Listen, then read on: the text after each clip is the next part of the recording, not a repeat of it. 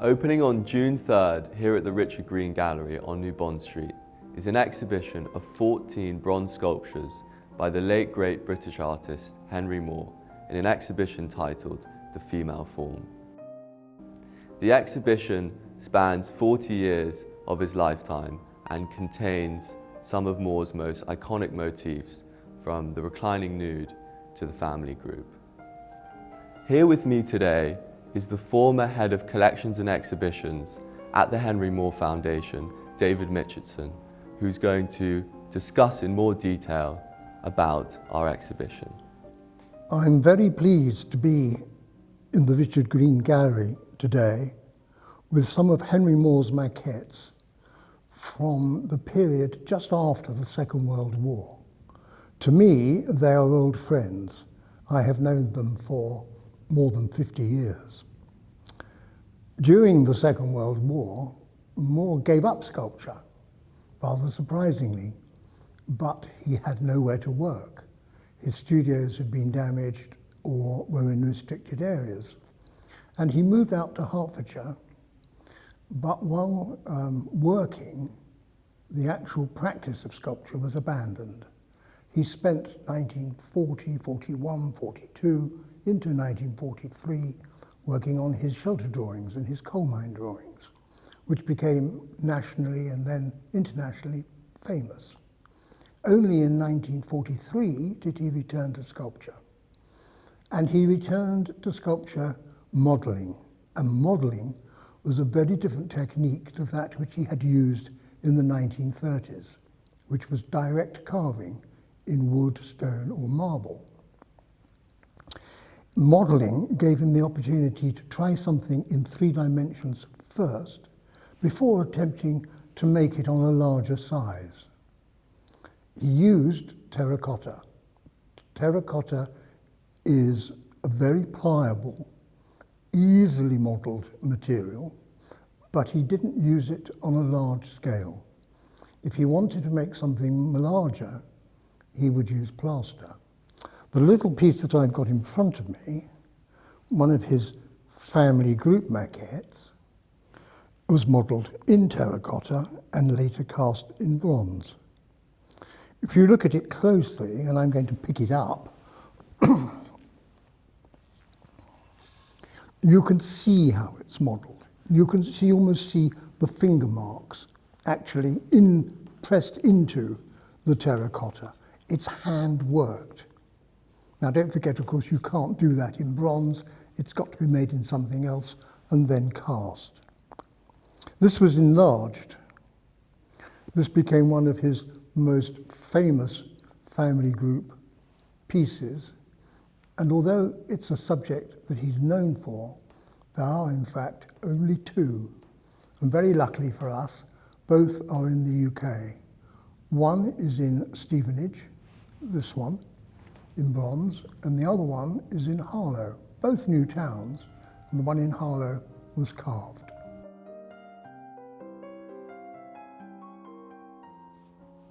I'm particularly pleased to see this maquette in an exhibition here in Bond Street because it was enlarged for the terrace of the Time and Life building, which is only a few meters down the road.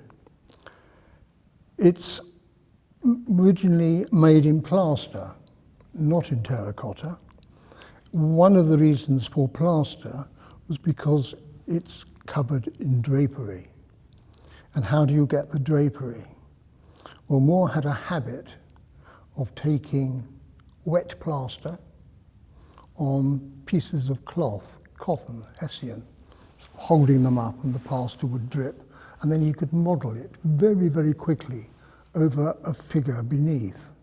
And you can see the folds of the plaster here, and of course they're much stronger, much larger, and much more visible on the big bronze.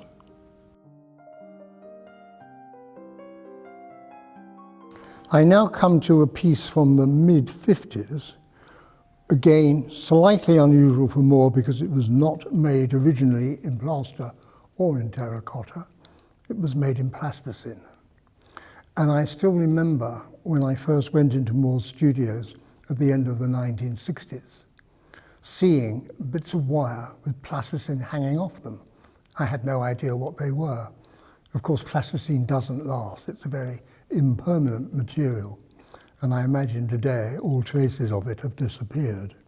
But if you look at it and you can imagine what plasticine would have looked like in the mid-50s, you can actually see the shape of the ridges in the skirt. This was a piece that was enlarged, but to what we would now call working model size, something I'm sort of as big as this. It would have probably looked grotesque if it had been enlarged any further.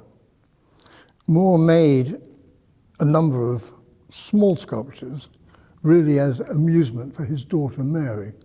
She was born in 1946, so she'd have been about 10 when this maquette was made. And one can visualize him playing with her, making things for her, and then thinking, I can use that technique in the studio in my own practice.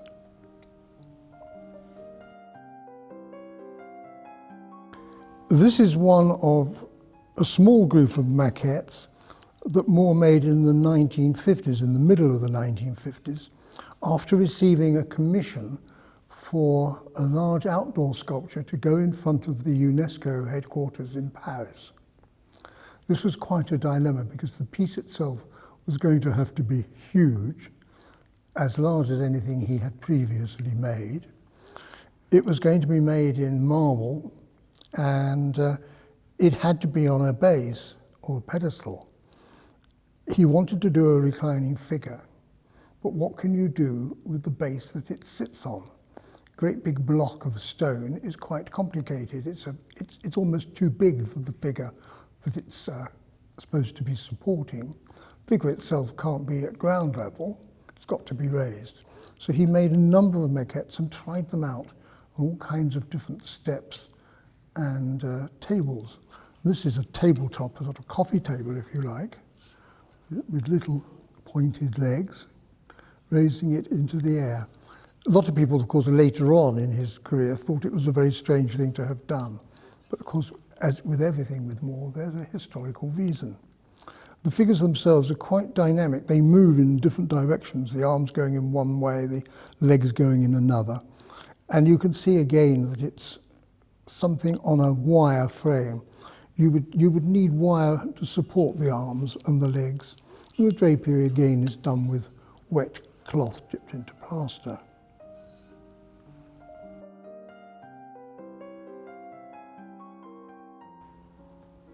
I'm now looking at another of Moore's maquettes made as preparatory studies for the UNESCO reclining figure. This one on steps as opposed to being on a coffee table or some other block form. Drapery done in the same way as we've already talked about.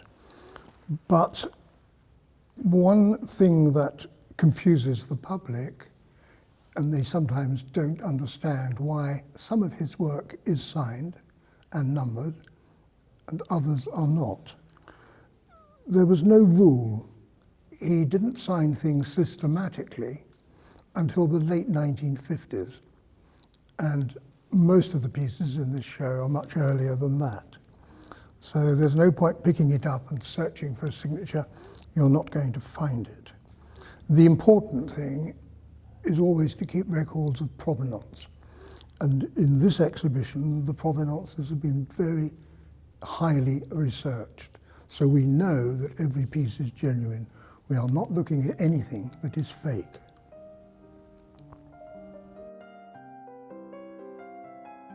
This work is on a different scale to anything else in the exhibition. Of course, it's not a maquette.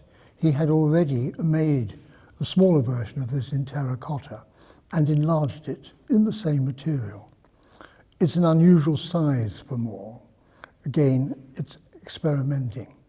In the 1940s and 50s, he didn't make just one maquette of any particular subject. He'd make a batch. And from that batch, he would choose one or two pieces to enlarge. And this one got an enlargement. It's a female form like everything else, very clearly with a defined head. The back of the head has a small bun, And that comes in many of Moore's works from the 1920s onwards, because it was the hairstyle chosen by Irina, his wife. He drew Irina in the 1920s, and if you look around the room here, many of the pieces still keep this bun style. Making female forms presented its own problem. He didn't want to make them look explicit. They had to flow, they had to be clearly feminine, but not too representational. This is the 40th anniversary of Moore's death. He's already moving from memory into history. But as someone who knew him from 1968 until he died, I can never have too much of him. More of Moore is always good for me, and I hope the public will enjoy him this year and come in. This is in the middle of Bond Street. It's an easy access. Come and have a look at this from the 3rd of June onwards.